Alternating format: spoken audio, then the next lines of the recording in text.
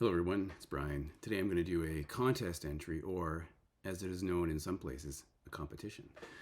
And this one is for Martin Harris. And this is another one of those channels that totally passed me by. He's been in the vinyl community obviously for quite a while because he has 1,000 subscribers. And that's fine. He's probably never heard of my channel either, so it's fair.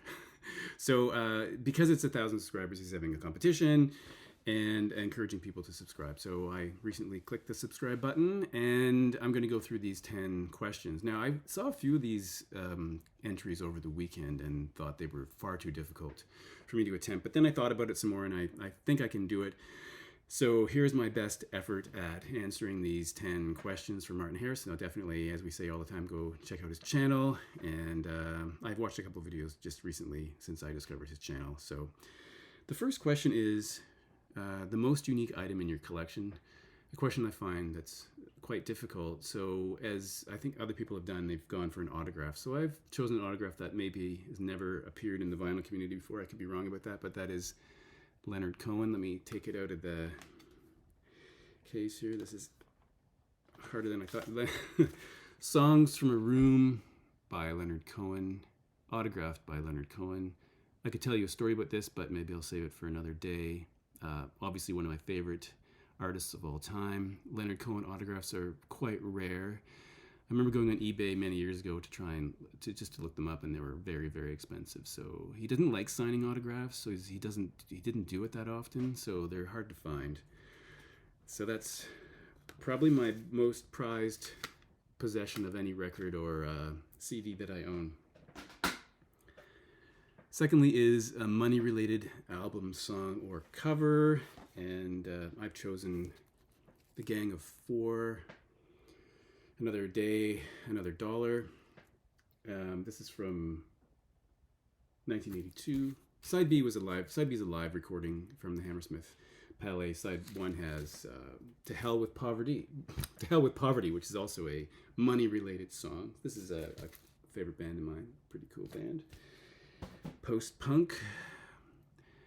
An album made by an actor. This is the one that originally caused me some concern because I thought I can't think of any albums made by actors, and then I thought, well, how about the Blues Brothers? So in another video I had mentioned the first Blues Brothers record. This is the soundtrack for the 1980 film The Blues Brothers.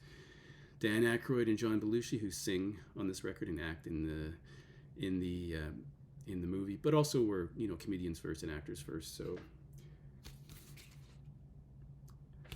there we go. The next thing is kind of the opposite of that, a film starring a musician. And again, when I first heard that question, I thought, there's no way I can possibly come up with something for that. But I've chosen something which may be a little, maybe a little strange, but Tommy from 1975, because, Anne Margaret is in here, and she's obviously an actor and a singer. But we have Elton John, Arthur Brown, Tina Turner, Keith Moon, even Pete Townshend's brothers in here. And they all have acting roles. Now, I'm not going to say they're great acting. This film itself is very strange, as I'm sure you know, and the acting isn't Academy Award level acting, but I think it qualifies. Right. Your favorite music biopic? And again, I don't know if this is my favorite music biopic, but I happen to own it, so I'm going to show this. I'm Not There, the 2007 film by Todd Haynes about Bob Dylan, with Kate Blanchett, Christian Bale, etc., Richard Gere, Heath Ledger. So that answers that question. Your country's flag colors using colored vinyl and sleeves. And as Martin mentioned, most of these are going to be red, white, and blue. For Canada, obviously, it's going to be red and white. But to answer this question, I decided to choose Canadian artists that I have. So the first, for the red component, this is Skinny Puppy, a kind of industrial Canadian band. This is a 12-inch single called Testure, and the vinyl is on red. The vinyl's on red. It's red vinyl. So the red. So the other part of the Canadian flag, obviously, is white, and I chose a band from the West Coast called Japandroids, Canadian band. So the cover's white, but the actual vinyl itself. Let me show you the inside first. Ooh.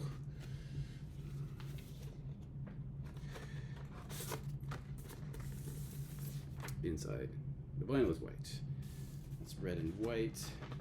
So from Vancouver, there's a kind of a funny reference to Springsteen on here because track 1 on side A is Darkness on the Edge of Gastown rather than town. Gastown is a small neighborhood in Vancouver, which I've been to. Solo records by all members of a band. I think many people had considered or have done the Beatles, which is a logical choice. My first thought was Simon and Garfunkel, but I'm not sure if that really counted. But in the end, I decided to choose the Clash, even though the records aren't really solo records and maybe projects or other bands. So for example, Mick Jones formed Big Audio Dynamite after the Clash stopped recording together. Well, he was gone by then anyway, the last record. But this is the first Big Audio Dynamite record with Mick Jones from the Clash. Secondly, Joe Strummer. So there's a lot of Joe Strummer material in this first box, with the Mescaleros, but also some solo stuff and some other stuff that he did. So I think that counts.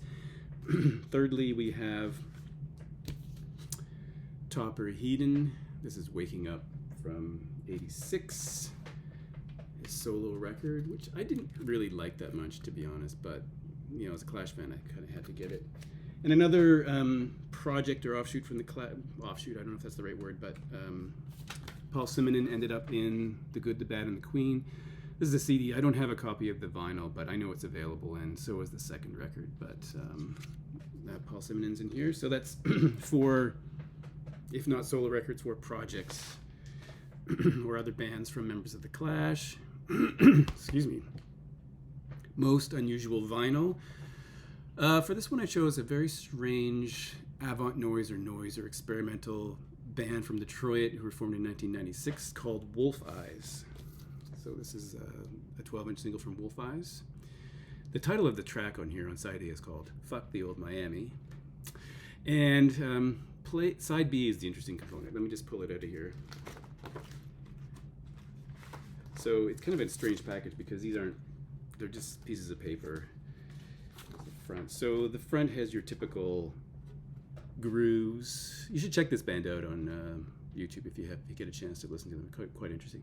That's side A. Side B is actually called Playable Etching. So there's the etching, and those two words together kind of make me cringe. And I'll read what it says on the cover, on the sticker here, because it's kind of alarming. It says, "Flip it over for a needle-destroying playable B-side." Sorry, let me say that again. Flip it over for a needle-destroying playable B-side etching, hand-carved by Wolf Eyes into the original lacquers. Grooves cut in their own home lathe. Play at your own risk. So obviously I have never played that because I don't want to destroy my needle. I don't know if it's a bit of a hyperbole, maybe it wouldn't destroy it, but looking at it, I don't understand why anyone would play that. So that's really strange. All right, number 9. An act that you only like up to a certain part of their career. I mean, the first person I thought of was Stevie Wonder, and I think that's accurate because the early, even the mid-career stuff, the early '60s and mid-career stuff, I think was really great. But then Part-Time Lover, I don't know. But in the end, here's a band that I'd like up to a certain point and then kind of stop liking.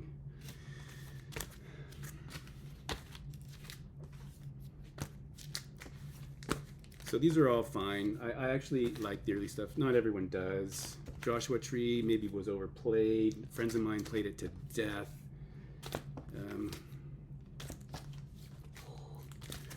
Rattle and Hum. There's actually a hidden reference to a famous Canadian guitarist on this record. I like Angel of Harlem.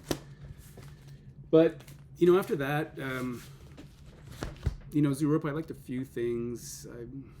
I don't know, just after that it didn't pop. I didn't really like pop very much, and then I kind of lost interest, and then I didn't really follow them. So I would say that's an accurate description of a band I like up to a certain point. Favorite spin-off from a TV show, and I'm going to show something Martin mentioned. It could be like Star Trek. So here's Star Trek. This is The Wrath of Khan, and obviously this is not only a spin-off from a TV series, this is a sequel to a specific episode in the original Star Trek series about Khan. So if you're a Star Trek fan, you know that already. And this is some weird double disc bonus thing here that I have. So there we go. That is my attempt at answering these 10 questions from Martin Harris, a new channel to me, but I have now subscribed, and I would encourage you to check it out. By the way, this is just under the wire because the deadline is tomorrow, and I think it's still the 27th in England, so under the wire here. But thanks for watching, and later this week I'll have a new Vinyl Finds video. All right, see you later.